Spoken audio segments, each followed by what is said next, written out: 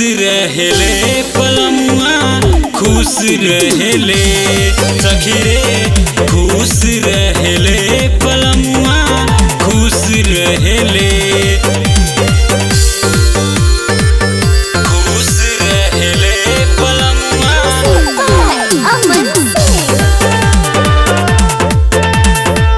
खुश रहेले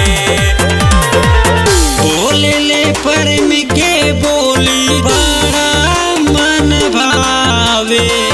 मीठा मीठा बात करस दिल पर ना लागे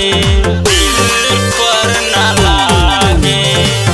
बोलेले प्रेम के बोली बड़ा मन भावे मीठा मीठा बात करस दिल पर ना लागे होत सजियारा घर में घुस रहेले होत सजियारा घर में घुस रहेले खुश रहेले पलमुआ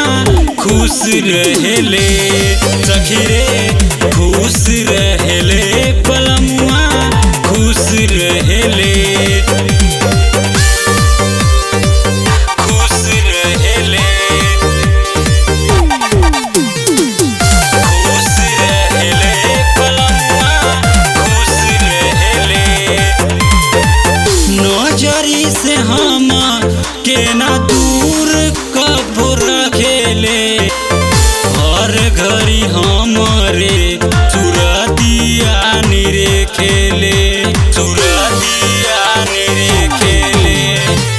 नजरी से हम के ना दूर कबो रखेले